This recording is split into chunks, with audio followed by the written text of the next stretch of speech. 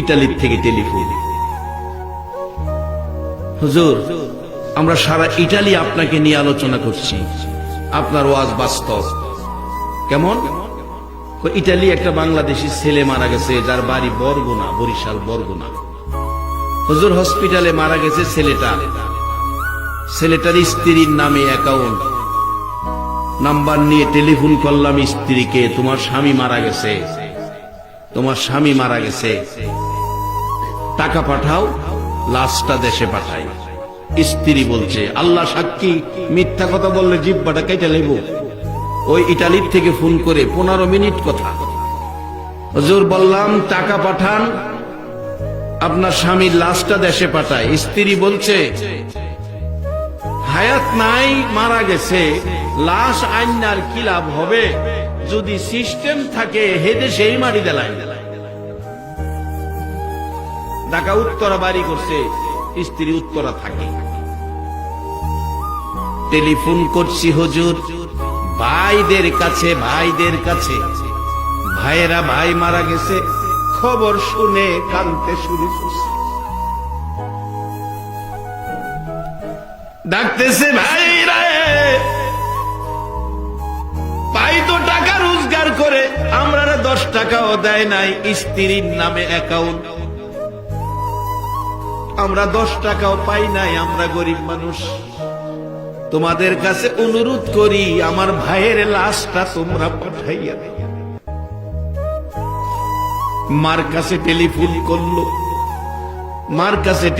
করলো, আপনার ছেলে মারা গেছে। এই খবর টেলিফোন দেওয়ার আগেই ছেলে মারা যাওয়ার সাথে সাথে বলুন মার কাছে খবর আইছে কিনা। মা বিছানায় শুয়া রে মা কান্দে। আশপড়শি মানুষগুলো জড়ো হইছে, প্রশ্ন করে জিজ্ঞেস করে, কেন কান্দেন?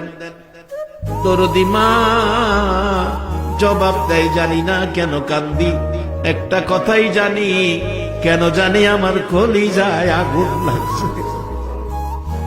বলুন, দেশে হোক আর বিদেশে হোক, সন্তান যদি কোনো বিপদ অ্যাক্সিডেন্টে পড়ে, দুনিয়ার কেউ জানে না, বলুন খবর আগে জানে কে?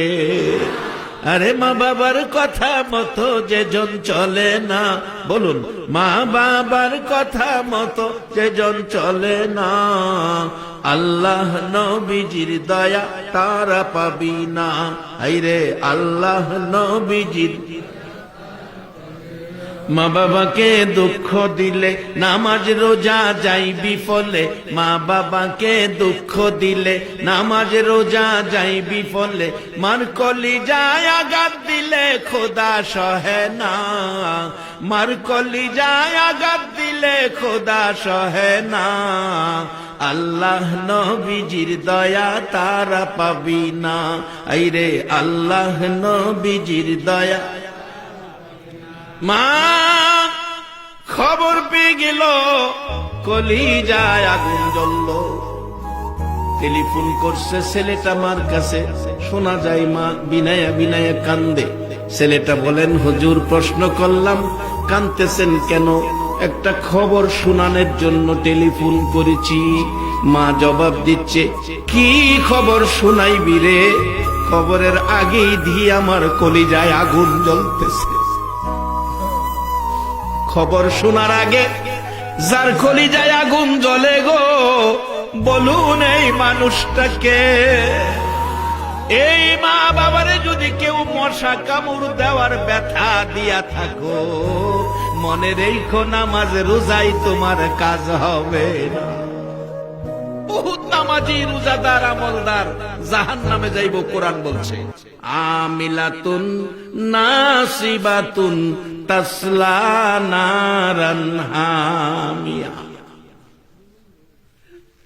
মা ডাকতেছে, এরে বাবা, আমি তো কান্না থামাইতে পারতেছি না, টেলিফোন করে কি বলবি বল। মাগো, আপনার ছেলে মারা গেছে, এবার বলুন মার কান্না বাড়ছে না কমছে? তাই তো কবি বলছে, মায়ের কান্দন যাবজ্জীবন, 2-4 মাস বনের কান্দন রে, ঘরের পরিবারের কান্দন কয়েকদিন পর থাকে না।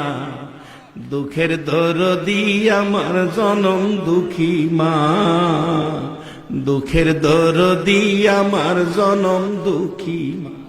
ওই ছেলেটা বলছে, হুজুর মা কথা বলতে পারে না, এই খবর শুনে কান্নার জন্য ডাকতেছে, বাবা আমার ছেলের লাশটা তোমরা আমি মার কুলে ফিরাইয়া দাও।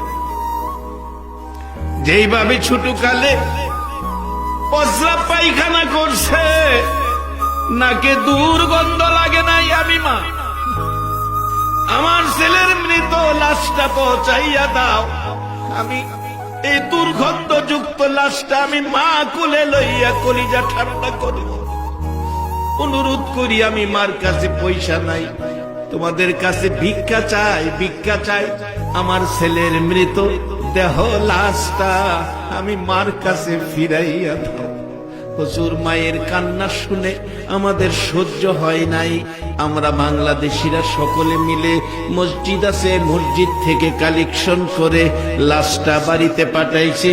আজকে 22 তারিখ, আজকে সেই লাশটা বাংলাদেশে আসার কথা। বলছে 22 তারিখে হুজুর লাশটা বাংলাদেশে যাবে, আজকে সেই লাশ বাংলাদেশে আসবে। বাজান স্ত্রী কই, সুযোগ থাকলে সিস্টেম থাকলে এই দেশে মারি দিলাম। আর ভাইয়েরা কান্দে, টাকা নাই কি দিয়ে আনবো? মা বলছে ভিক্ষা চাই, আমার ছেলের লাশটা ফিরাইয়া দাও। এই মারে যদি 3 টুকরা করা হয়, বলুন এই জাতীয় উম্মতের সুপারিশ আমার নবী করবে কিনা?